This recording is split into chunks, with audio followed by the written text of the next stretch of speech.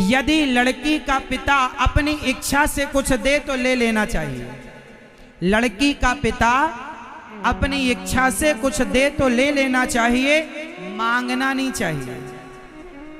मांगना, मांगे से मरना भला, मत मांगो कोई भीख, बिन मांगे मौती मिले, यह सतगुरु की सीख। अच्छा बताओ, मंदिर के बाहर जो बैठे होते हैं मांगने के लिए, उन्हें क्या कहते हैं? जोर से, जोर से, भिखारी।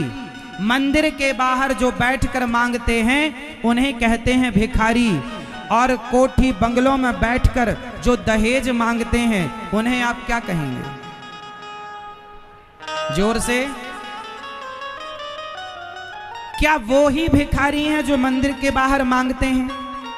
क्या वो भिखारी नहीं है जो दहेज मांगते हैं? आजकल तो लोगों के पास जितना है उससे ज्यादा मांगते हैं। बेटा बड़े पद पर है, बड़ा काम करता है तो और ज्यादा पैसा मांगता है। क्यों जी? मांगने से क्या होगा? धन्ना सेठ हो जाओगे? मंदिर के बाहर जो पैसे मांगते हैं वो भिखारी होते हैं, और जो दहेज मांगते हैं वो भिखमंगे होते हैं। वो कौन होते हैं? भिखमंगे। आप में से कितने हैं भिखमंगे बताओ, जिन्होंने दहेज ले लिया है? मत लेना मेरी माँ। अपने बेटों को इतना योग्य बनाना, अपनी बेटियों को इतना योग्य बनाना कि तुम्हें कभी किसी के सामने हाथ फैलाने की जरूरत ना पड़े। अपने बेटों को इतना योग्य बना दो कि लड़की के बाप के आगे हाथ फैलाने की जरूरत ना पड़े। स्वावलंबी बनो, सेल्फ डिपेंड बनो, आत्मनिर्भर बनो। और ससुर और दहेज देने वाला तुम्हें क्या देगा? तुम में काबिलियत है, कमा लो। क्या मांगते हो भिखमंगों की तरह? ससुर जी गाड़ी दे दो। तुम्हारे बाप में तो दम थी नहीं गाड़ी देने की, तुम्हें ससुर से मांग रहे हो भीख। तुम्हें शर्म भी नहीं आती? डूब मर जाओ पानी में। अपने बाप से कहो कि बाप तुम गाड़ी दिलाओ। बाप में तुम्हारे तो दम ही नहीं है, ससुर दिलाए तुम्हें गाड़ी। गाड़ी में घूमना है तो अपनी मेहनत की कमाई की गाड़ी लो। ससुर की गाड़ी में घूमोगे तो गाड़ी ससुर की रहेगी, तुम ड्राइवर कहलाओगे, सिर्फ ड्राइवर। इससे तुम्हारा स्टेटस कोई हैवी हाई नहीं होने जा रहा। इसलिए जितना चादर है उतना पांव पसारो, जरूरत से ज्यादा डिमांड ना करो। मांगना अच्छा नहीं है। पैसे कमाओ, अपने बल से कमाओ, अपनी मेहनत से कमाओ। गाड़ी खरीदो, अपने बल पर खरीदो। मांगने से क्या है साहब? मैं मांग कर 56 भोग खाऊं, उससे अच्छा है अपनी मेहनत की नमक रोटी खाऊं। मेहनत की नमक रोटी अच्छी है, मांगे 56 भोग अच्छे नहीं है। एक लड़का, एक घटना, आप ये मान लो कि ये घटना रायसेन जिला की है। किस गांव की है वो मैं आपको नहीं कहूंगा। एक लड़की का पिता था, सच्ची घटना मैं आप लोगों से कह रहा हूं, सुनिएगा। एक लड़की का पिता अपनी बेटी का विवाह तय करता है। सही वक्त पर बारात आती है। मंडप के नीचे शादी की रस्म चल रही थी कि अचानक लड़का बोल पड़ा कि मुझे तो कार चाहिए, 4 चक्के की गाड़ी चाहिए। लड़की का पिता बड़ा सामान्य घर से था, 10-20 हजार की नौकरी करता था, छोटा सा घर था, एक बेटा और एक ही बेटी थी। बेटा छोटा था, बेटी बड़ी थी। शादी हो रही थी, लड़का मचल गया, मुझे तो कार चाहिए। बेचारा लड़की का बाप बोला, दामाद जी हमारी आपसे ऐसी तो कोई बात हुई नहीं थी, हम गाड़ी कहाँ से दे दें? नहीं हमें दो, वरना हम बारात वापस लेकर जा रहे हैं। अब लड़की का बाप बेचारा क्या करे? उसे लगे कि मेरी बेटी की बारात मंडप से लौट जाएगी तो समाज में बड़ी नाक कटेगी, मेरी बेटी से विवाह करेगा कौन? बेचारा बाप अपना घर उसने गिरवी रख दिया। घर गिरवी रखा और घर गिरवी रखकर जो पैसे मिले उससे उसने गाड़ी सवेरे खरीदी। उस गाड़ी पर वो लड़का बैठकर गया, लड़की विदा हुई। बाप तो बाप है, क्या करता बेचारा, घर ही उसने रख दिया गिरवी, दे दिया, गाड़ी दी, 8-10 लाख की गाड़ी उसकी औकात के अनुसार खरीद कर उसने दे दी। अब गाड़ी पर वो लड़का गया। एक दिन वो लड़का बड़ी तेज गाड़ी चला रहा था, उसकी पत्नी बगल में बैठी थी। तो पत्नी बोली जरा धीरे चलो, जरा धीरे चलो, जरा धीरे चलो। वो तो बस दहेज की गाड़ी थी, तेज चलाई जा रहा। सामने एक भिखारी आ गया, अपाहिज, एक पांव टूटा था, वैसाखी लेके चल रहा था। बीच सड़क में आ गया, वो सड़क पार कर रहा था। अचानक गाड़ी आ गई, ब्रेक लगाया, घिसटती हुई गाड़ी जाकर भिखारी के पास खड़ी हो गई। बाल बाल बच गया एक्सीडेंट होने से। साहब गाड़ी से निकले और भिखारी से बोला, क्यों रे भिखारी हो, तुम कमा के खा नहीं सकते? जब देखो कटोरा लिए घूमते रहते हो। वो सड़क पार कर रहे थे, अंधे हो गए हो, देख नहीं सकते? अभी एक्सीडेंट हो जाता, तुम मर जाते मेरी गाड़ी के नीचे आकर। क्या कमा कर खा नहीं सकते? उस लड़की ने, उसकी पत्नी बाहर आई, 100 रुपए निकाल कर उस भिखारी को दिया और कहा भैया आप जाओ। पति बोला क्या जरूरत थी इन भिखमंगों को 100 रुपए देने की? उस लड़की ने कहा अपने पति से, स्वामी जी ये अपाहिज है, इसका भीख मांगना मजबूरी है क्योंकि इसका एक पांव टूट गया है, अपाहिज है। अरे इसका तो भीख मांगना मजबूरी है क्योंकि अपाहिज है। आपके तो दोनों पांव सलामत हैं, आप तो अपाहिज नहीं थे, फिर भी आपने मेरे पिता से भीख मांगी। क्या ये भिखारी हैं? क्या आप भिखारी नहीं हैं? जिन्होंने मंडप के नीचे गाड़ी मांगी, क्या आप भिखारी नहीं हैं? क्या ये भिखारी है? अरे इसका तो भीख मांगना मजबूरी है, पांव नहीं है इसका, टूट गया, तुम्हारे तो दोनों हैं। लड़की की बात सुनकर उसका दुल्हा, उसका पति पानी पानी हो गया। साहब जब जीवन में पैसे कम कमाना, थोड़ा इज्जत कमाना, सम्मान कमाना, मेहनत की रोटी खाने की आदत बनाओ, बेईमानी की रोटियां खाने की आदत छोड़ दो। इसलिए मैं हर माँ से, हर बाप से प्रार्थना करता हूँ, अपने बच्चों को, खासकर अपने बेटों को इतना योग्य बनाओ कि तुम्हें दहेज लेना ही ना पड़े। अरे संस्कारी योग्य लड़की लेकर आओ, तुम में काबिलियत होगी, तुम करोड़ों कमा लोगे। और काबिलियत नहीं है तो कोई करोड़ों दे भी दे तो तुम बर्बाद कर दोगे। हमारे यहाँ एक कहावत है, आपके यहाँ भी होगी। हमारे यहाँ कहावत है कि पूत कपूत तो क्यों धन संचय और पूत सपूत तो क्यों धन संचय। इस कहावत का अर्थ है कि बेटा नालायक है तो भी पैसा कमा के रखने की जरूरत नहीं है। नालायक है तो उड़ा देगा सारा, और लायक है तो भी पैसा कमा के रखने की जरूरत नहीं, लायक होगा तो कमा करके खा लेगा। आजकल माँ बाप बड़ी गलती करते हैं। चलो बताओ, आप लोग अपने बच्चों को क्या बनाना चाहते हैं? पढ़ लिख करके आपके बच्चों को आप क्या बनाना चाहते हैं? उत्तर दो मेरी माँ, आप अपने बच्चों को पढ़ा लिखा कर क्या बनाना चाहते हैं? उत्तर दो। क्या? नौकर? आजकल 100 में से 99 माँ बाप अपने बच्चों को नौकर बनाना चाहते हैं। जो पढ़ाई तुम्हारे बच्चे स्कूल, कॉलेज, यूनिवर्सिटियों में जाकर पढ़ रहे हैं, उस पढ़ाई से केवल नौकर बनेंगे, क्योंकि वो पढ़ाई नौकर बनाने की पढ़ाई है।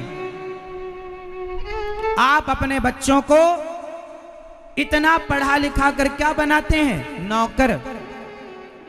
अच्छा बताओ, नौकर बनना सही है या मालिक बनना सही है? अपने बच्चों से कह दो कि पढ़ लिख कर नौकर ना बने, बल्कि इतना पढ़ो बेटा कि तुम नौकरी लेने वाले नहीं, नौकरियां देने वाले बनो। नौकरियां लेने वाला बड़ा होता है या नौकरी देने वाला? बेटा बताओ कौन बड़ा होता है, नौकरी लेने वाला या देने वाला? जोर से, नौकरियां, जोर से, जोर से। तो आप क्या बन रहे हैं? लेने वाले। लेने वाले बनोगे तो सारी जिंदगी नौकर कहलाओगे,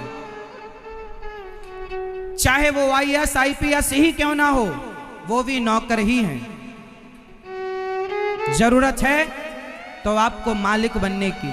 यदि देश मालिक बनने की तरफ चल पड़ा तो हमारा देश गरीब नहीं होगा। देश तब तक गरीब होगा जब तक देश में नौकर ज्यादा होंगे। अमीर तब हो जाएगा जब देश में मालिक ज्यादा होंगे। इसलिए मालिक बनो, इतने पढ़ जाओ, इतने लिख जाओ, योग्य बनो कि बिजनेस करो, व्यापार करो। 4 नौकर 10 नौकर आपके घर पर होने चाहिए। आप नौकरी ना करो। 20,000 50,000 की नौकरी आप देने वाले बने, ना कि 25,000 की नौकरी लेने वाले बने। और ये पॉसिबल है। सोचो कि टाटा, बिरला, अडानी, अंबानी, बिल गेट्स, इन लोगों ने भी तुम्हारी तरह सोचा होता कि हमें 10-20 हजार की नौकरी मिल जाए तो ये भी आज नौकर होते। पर इन्होंने नौकरी लेने का मन नहीं बनाया। इन्होंने अपने दिमाग को नौकरी लेने में नहीं उलझाया, इन्होंने अपने दिमाग को नौकरियां देने में लगा दिया। तो देखो आज नौकरियां लाखों की संख्या में इनके यहाँ नौकरी लेने वाले हैं। इसलिए अपने बच्चों को पढ़ाओ, योग्य बनाओ। आप जितने यहां किसान हैं, आप सरकार पर डिपेंड हैं। सरकार से आप गुहार लगाते हैं, सरकार हमारी फसल को दुगना करो, हमारे खेत में जितनी उपज है उसको आप दूना करो, महंगाई, हमारे फसलों की महंगाई बढ़ाओ। रोने से काम नहीं होगा। तुम्हारा खेत यदि 1 एकड़ है, 2 एकड़ है, 5 एकड़ के किसान हो तो मैं आपको बता सकता हूं कि आपकी कमाई डबल हो सकती है। आप लोग दिमाग से चलें तो। कल परसों की प्रश्नोत्तरी में मैंने पूरा गणित बताया था। आप 1 एकड़ के किसान यदि हैं तो आप 3 फसल उगाते हैं, गेहूं, धान और मूंग या सोयाबीन इत्यादि। 3 फसल उगाते हैं। तीनों फसल का टोटल कितना होता है? तीनों फसल से आप 1 एकड़ में कितना रुपए गाहते हैं? लगभग 1,20,000।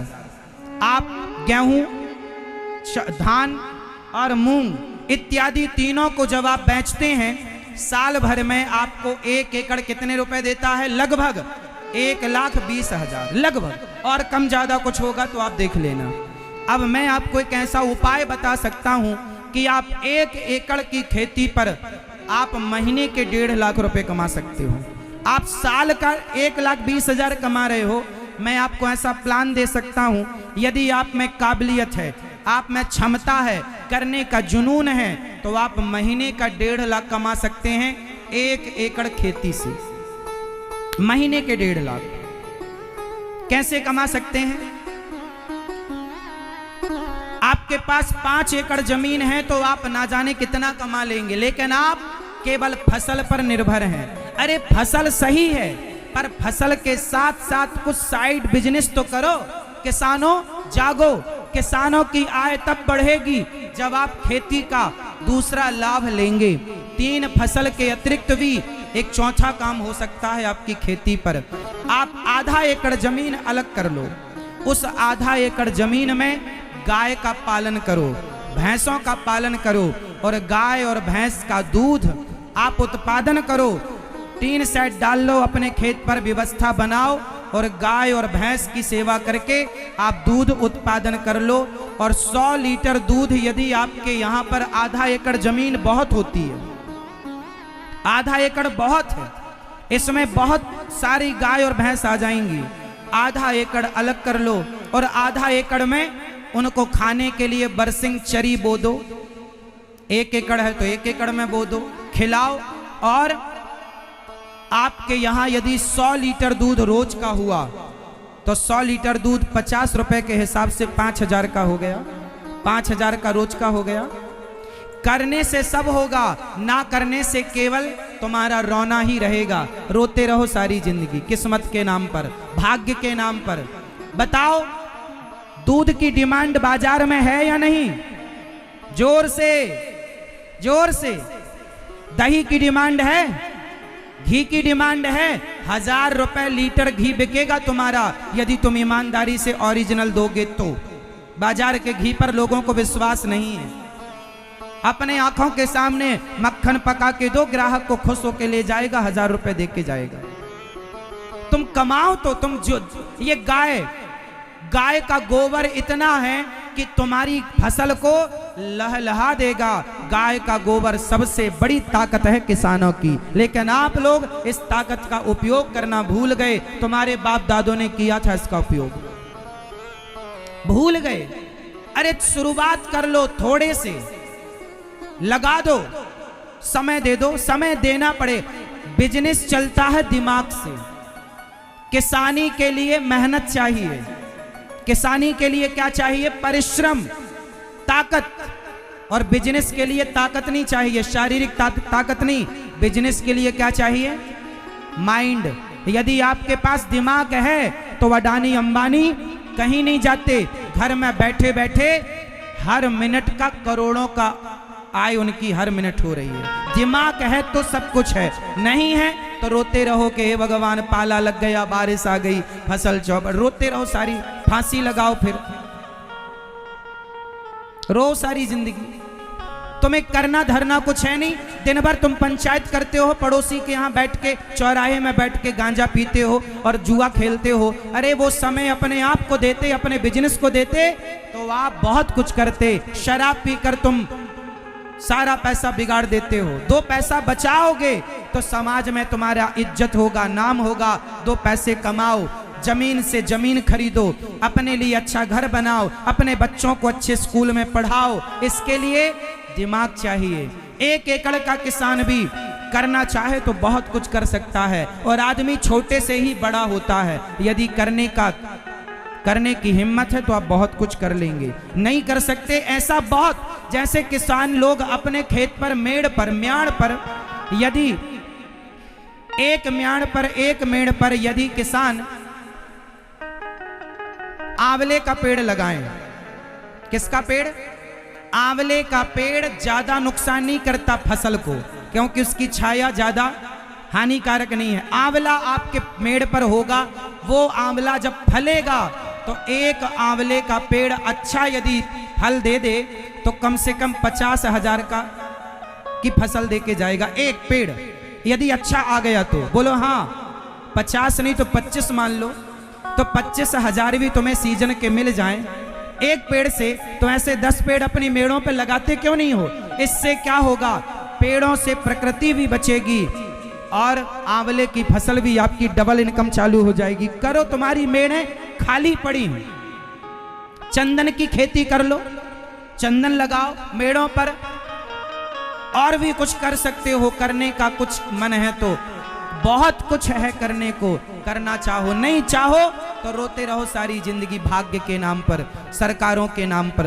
तुम खुद कुछ नहीं करना, रोने बैठ जाना।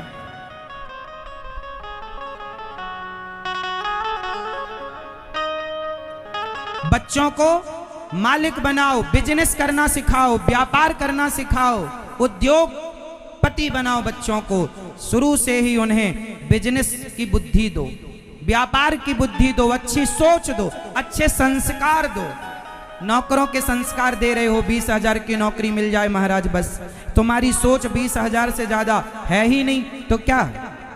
जब सोचोगे नहीं तो मिलेगा कहां से? सोच बड़ी होगी तब व्यक्ति बड़ा होता है। बोलिए बांके बिहारी लाल की। किस किस को बात समझ में आ गई? आ गई तो हाथ उठा लो। और सारे किसान अपनी इनकम डबल कर लेना। सारे लोग गौशाला बनाना अपने खेत पे, छोटी छोटी सी, 2-4 गाय रखना, 2-4 भैंस रख लेना। क्या नुकसान है बताओ? कोई मेरे को बताए किससे नुकसान है? कोई नुकसान नहीं है। छोटे शुरुआत कर लो, करो मेहनत, 2 पैसे कमाओ, किसी से मांगना ना पड़े तुम्हें पैसे उधार।